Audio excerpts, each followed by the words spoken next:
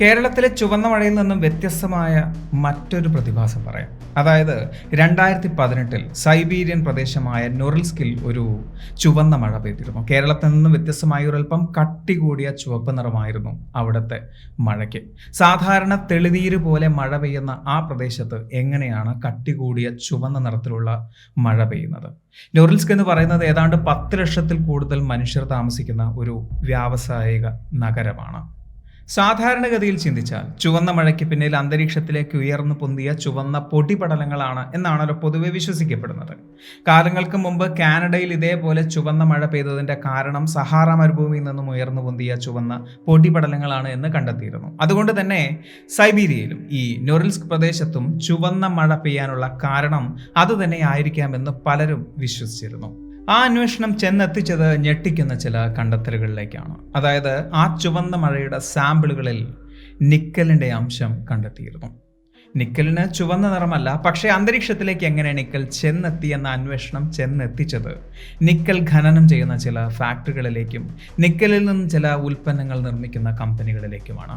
അതിലൂടെ അവർക്ക് മനസ്സിലായി നിക്കലിൽ നിന്നും ഉണ്ടാക്കുന്ന ചില ബൈ പ്രോഡക്ട്സിന്റെ നിർമ്മാണത്തിനായി അത്തരം ഫാക്ടറികളിലേക്ക് അയൺ ഓക്സൈഡ് എത്തിക്കാറുണ്ട് എന്ന്. അപ്രതീക്ഷിതമായി വന്ന ശക്തമായ കാറ്റിൽ അയൺ ഓക്സൈഡ് അന്തരീക്ഷത്തിലേക്ക് ഉയർന്നു പോയിരുന്നു എന്നും വൈകാതെ പെയ്ത മഴയിൽ അത് തിരിച്ച് ഭൂമിയിലേക്ക് പതിക്കുകയും ചെയ്തു എന്നും.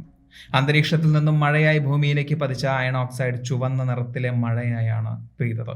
ഒരുപക്ഷെ അതേക്കുറിച്ച് അന്വേഷണം നടന്നില്ലായിരുന്നുവെങ്കിൽ ചിലപ്പോൾ ഇത് ആരും അറിയാതെ പോകുമായിരുന്നു. ഏതാനും വർഷങ്ങൾക്ക് മുമ്പേ സ്പെയിനിലും ഇതുപോലെ ഒരു ചുവന്ന മഴ പെയ്തിരുന്നു.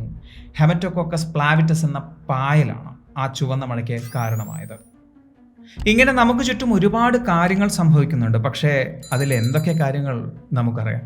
ഉദാഹരണത്തിന് കേരളത്തിൽ ചുവന്ന മഴ പെയ്തു എന്ന് എല്ലാവർക്കും അറിയാം. എന്നാൽ അതിൻ്റെ യഥാർത്ഥ കാരണം എന്താണ് എന്ന് എത്ര പേർക്കറിയാം? എല്ലാവർക്കും അറിയാവുന്ന ഒരേ ഒരു കാര്യം എക്സ്ട്രാ ടെറസ്ട്രിയൽ സിദ്ധാന്തം തന്നെയാണ്. കാരണം ഏറ്റവും കൂടുതൽ നമ്മൾ പറഞ്ഞു കേട്ടിട്ടുള്ള വിഷയവും അതുതന്നെയാണ്. കേരളത്തെ ഞെട്ടിച്ചുകൊണ്ട് പെയ്ത റെഡ് റെയിൻ അന്യഗ്രഹ ജീവികൾ നമുക്ക് തന്ന സൂചനയാണ് എന്ന് ഇന്നും പലരും വിശ്വസിക്കാനുള്ള കാരണവും ലോകപ്രശസ്തമായ ഈ എക്സ്ട്രാ ടെറസ്ട്രിയൽ സിദ്ധാന്തം തന്നെയാണ്. അതോടൊപ്പം പലരും പറയുന്ന ഒരു കാര്യം, ആ ചുവന്ന മഴയ്ക്ക് പിന്നിലെ യാഥാർത്ഥ്യം അല്ലെങ്കിൽ അതിൻ്റെ യഥാർത്ഥ കാരണം ഇന്നും വ്യക്തമല്ല എന്നാണ്. ഇവിടെ വ്യക്തതയ്ക്ക് ഒരു കുറവുമില്ല. വ്യക്തമായി തന്നെ ശാസ്ത്രം പറയുന്നു അതിന് പിന്നിലുള്ള കാരണം ടെറസ്ട്രിയൽ സിദ്ധാന്തം തന്നെയാണ് എന്ന്. നിങ്ങൾക്കെന്ത് തോന്നുന്നു? അധികം ആർക്കും ശ്രദ്ധിക്കാൻ താല്പര്യമില്ലാത്ത പായലുകളാണോ അതോ ആരും ശ്രദ്ധിച്ചു പോകുന്ന അന്യഗ്രഹ ജീവികളാണോ ആ ചുവന്ന മഴയ്ക്ക് പിന്നിൽ?